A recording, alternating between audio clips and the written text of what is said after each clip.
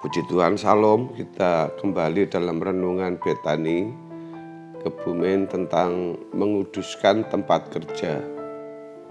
Oleh karena tempat di mana seseorang bekerja adalah tempat pelayanan bagi Tuhan, maka kerja harus dibersihkan dari motif-motif yang salah, yang dapat merusak hati, nilai, dan tujuan kerja. Seperti yang kita tahu bahwa akibat dosa, maka motif kerja manusia telah dirusak dan dibinasakan iblis. Tetapi oleh kasih karunia Tuhan Yesus, maka kita diperkenan untuk memiliki kembali motif kerja yang benar. Paulus menyatakan dalam Roma pasal yang ke-12 ayat yang kedua, janganlah kamu menjadi serupa dengan dunia ini, tetapi berubahlah oleh pembaharuan budimu, sehingga kamu dapat membedakan manakah kehendak Allah, apa yang baik, yang berkenan kepada Allah yang sempurna, yang secara langsung akan menghapus segala motif-motif yang keliru di dalam Roma tersebut. Pada prinsipnya, motif kerja yang benar adalah seperti dalam 1 Korintus 10 ayat 31, di dalam 2 Korintus pasal yang ke-5 ayat yang ke-14 sampai dengan ayat yang ke-15, seperti dalam Filipi pasal 1 ayat yang ke-21, bila motif kerja demikian, segala sesuatu dilakukan untuk Tuhan, seperti untuk Tuhan, maka kita akan terhindar dari motif-motif kerja yang fasik atau tidak takut Tuhan dan tidak peduli hukumnya. Bapak Ibu, motif kerja yang salah selama ini mendominasi banyak manusia, antara lain gila hormat, keangkuhan, dan ketakutan. Kerja dengan motif ini berarti bekerja dengan sikap hati yang penuh kekhawatiran dan ketamakan, mamonisme, hasrat untuk menjadi kaya. Dalam 1 Korintus, dalam 1 Timotius pasal 5 ayat 6 sampai dengan ayat yang ke-10, dengan demikian, motivasi yang benar dalam kerja yaitu hidup bagi Tuhan. Maka seseorang dapat bekerja dengan sikap hati yang penuh kasih terhadap Allah dan sesama. Inilah kerja dengan hati percaya tanpa kekhawatiran, ketamakan, dan motif yang salah lainnya. Bapak Ibu Saudara yang dikasihi oleh Tuhan Yesus, pada umumnya orang masih memisahkan antara ibadah kepada Tuhan dan kehidupan setiap hari. Mereka beranggapan bahwa ibadah kepada Tuhan adalah sebagian dari hidup ini. Itulah sebabnya mereka membedakan antara kegiatan yang bersangkut paut dengan kegiatan yang bersangkut paut dengan Tuhan, seperti berdoa, menyanyi lagu-lagu rohani, puji-pujian ke gereja, dengan kegiatan yang tidak bersangkut paut dengan Tuhan, seperti bekerja di kantor, rekreasi dengan keluarga, olahraga, makan, minum, dan lain-lainnya, lalu bekerja di apapun itu, saudara. Ini sepertinya Bapak Ibu ada satu pemisahan. Pemisahan atau pembedaan ini biasa disebut juga antara yang rohani dan duniawi. Bila masih memiliki anggapan atau sikap yang berpikir seperti ini, berarti belum mengerti kebenaran. Dunia ini diciptakan oleh Tuhan sendiri, bukan oleh oknum siapapun dan manapun. Hendaknya orang percaya tidak sesat seperti aliran agama-agama tertentu yang memandang dunia ini jahat. Dalam Kejadian pasal yang ke-1 ayat 29 dan ayat 28 dan 29,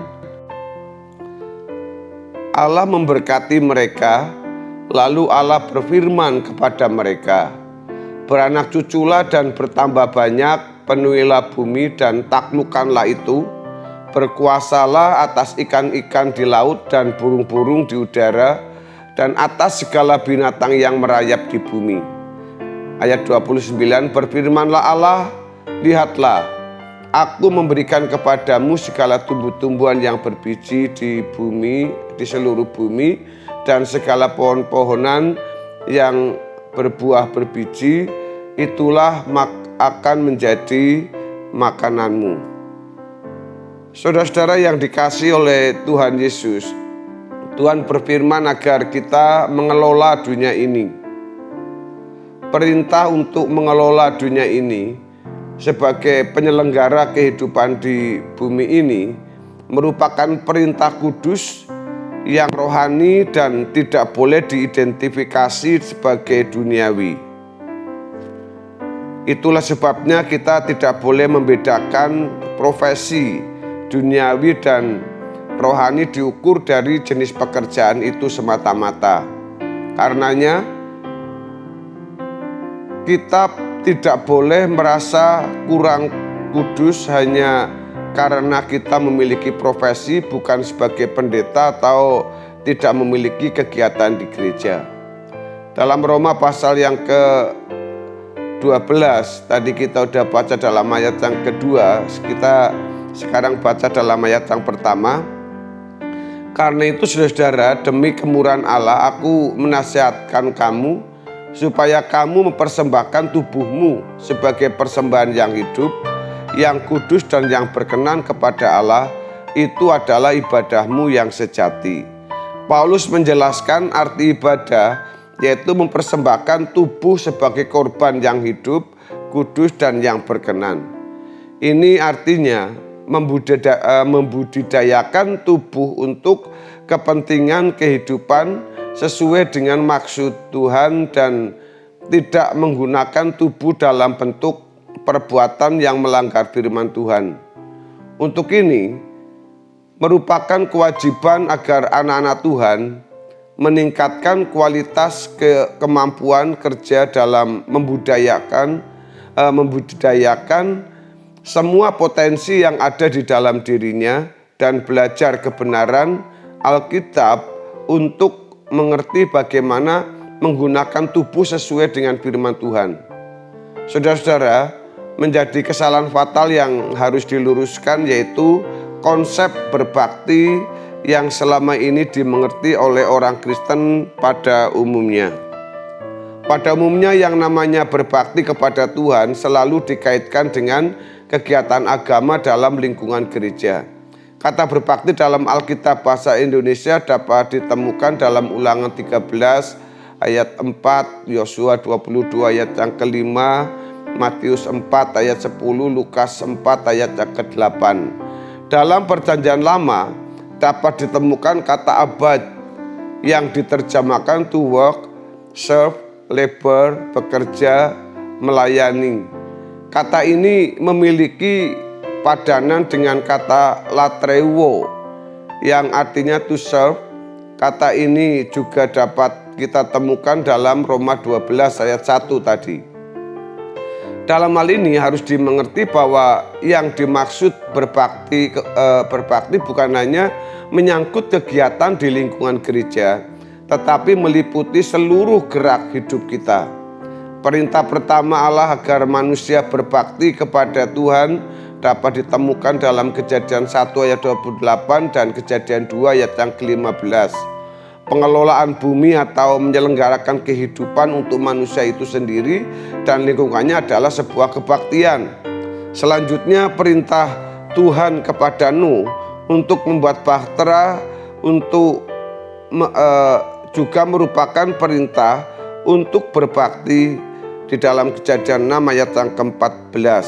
Dari hal ini dapat ditemukan kebenaran bahwa melakukan kehendak Tuhan dalam melaksanakan maksud Tuhan menciptakan manusia, yaitu untuk bekerja bagi maksud Tuhan. Itu sebuah ibadah. Maksud Tuhan ialah agar manusia dapat mengelola bumi ini bagi kehidupannya dan lingkungannya. Jadi bekerja adalah sebuah kebaktian atau sebuah ibadah. Bapak Ibu Saudara, kiranya kebenaran firman Tuhan hari ini memberkati atau memberikan semangat kerja tinggi atau memiliki etos kerja yang benar. Saya ulangi, kiranya semuanya ini bisa menjadi kemuliaan bagi Tuhan. Tuhan Yesus memberkati kita. Amin.